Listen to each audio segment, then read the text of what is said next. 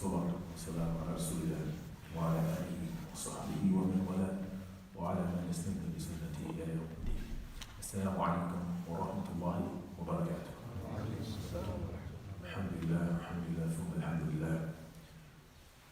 Allah subhanahu wa ta'ala in His book often strikes examples, or He gives similitudes, or He teaches the Muslims by, using metaphors, meaning He will use something to represent something else. And this is throughout the Quran. We see also this in the Sunnah of the Prophet sallallahu alaihi wasallam. And this is an effective teaching method. And as you know, I am associated with a school, so I'm constantly thinking about teaching methodologies and what Islam, or how Islam approaches this. So in examining this topic, this is noticeable that the Prophet ﷺ uses examples.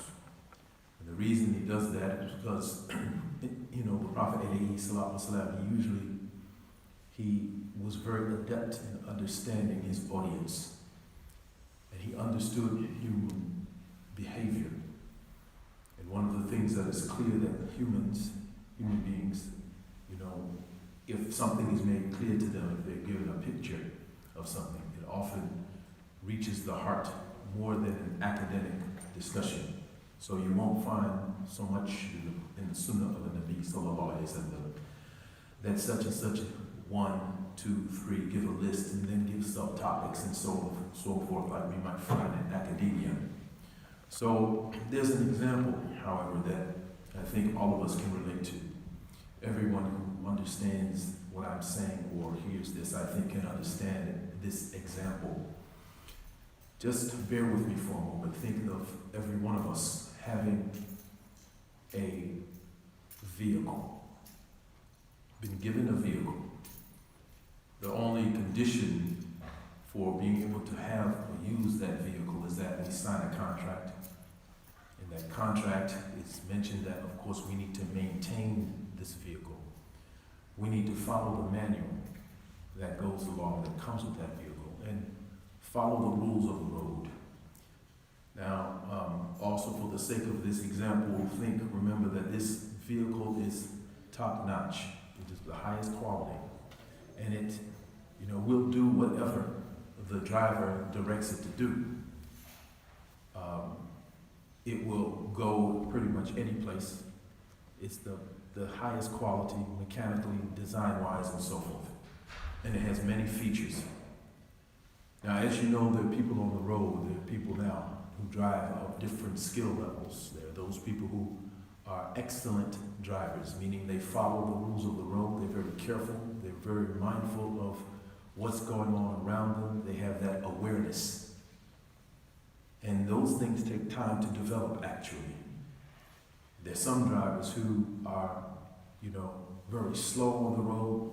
There's some who drive too fast or reckless. There are those people who know the rules, and despite knowing those rules, they go beyond that for one reason or another, for different reasons. So we know basically there are different levels of drivers. But again, for the sake of this example, everyone is given the same vehicle, and everyone is able to do with that vehicle what they wish. They should use it properly. And as we know, for example, the transportation, a vehicle is used for this reason, for carrying goods and so on. There's a purpose for it. This particular vehicle is the top of its class. Now imagine that each and every one of us is given a vehicle like this. Well, I'm not talking about cars here. I'm talking about our Islam. The Islam that we've been given is our vehicle to reach and to achieve, whatever we imagine, to take us wherever we need to go. But, if we don't use that vehicle properly, we can do damage.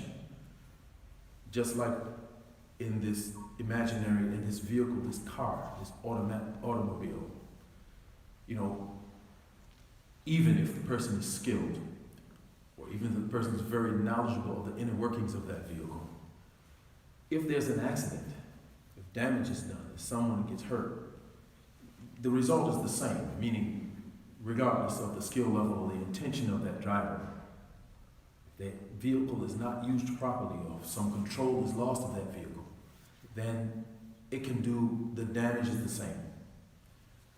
It's up to a judge in a court who will determine the circumstances around that accident. And based on that, they will hand out a sentence. So in my example, I'm going to give you a judge who knows the vehicle, because that judge designed that vehicle. The judge knows the rules of the road, knows all the rules, and knows the insides and outsides of that vehicle. So you can't get anything over on that judge.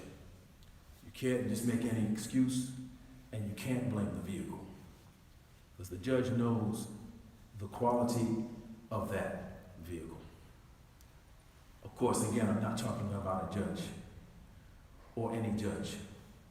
Allah subhanahu wa ta'ala knows us, and He knows everything about us, and He knows everything about this deen, because He created that deen.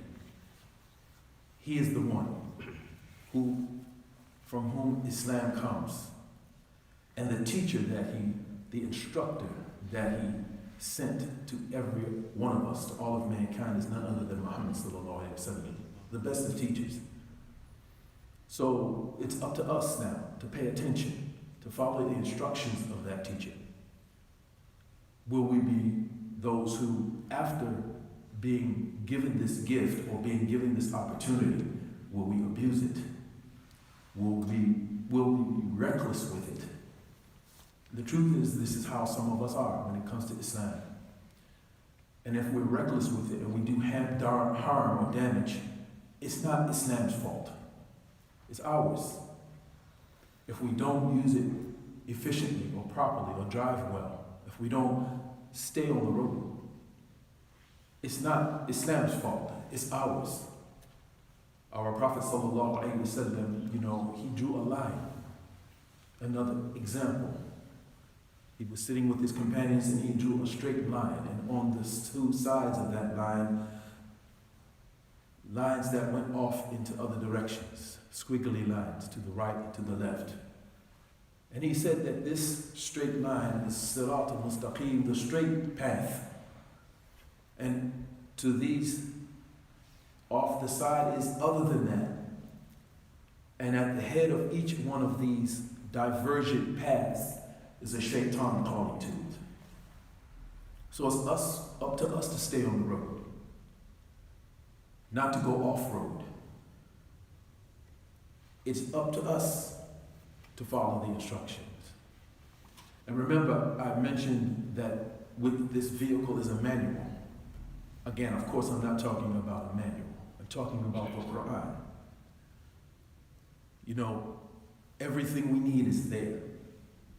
Everything we need is there. But how many of us, just think about it, in life, in a real example, how many of us open that manual unless something goes wrong with the vehicle? We only open it when we get in trouble. We find ourselves in a situation that now we don't realize we don't know how to operate it. So we don't want to be in that position. Let's not be like those who let that manual just collect dust or just only pull it out during an emergency. Rather, we should learn it, we should try to understand it, and we should try to implement it at all times, in all places, everywhere we go. Let's ask ourselves what kind of drivers we are. How are we using this wonderful, beautiful vehicle that's been given to us? How are we using it for the benefit of ourselves and those around us? How much do we really know about the vehicle? And if we're shortcoming in that, let's take steps to improve, to learn, to become better drivers.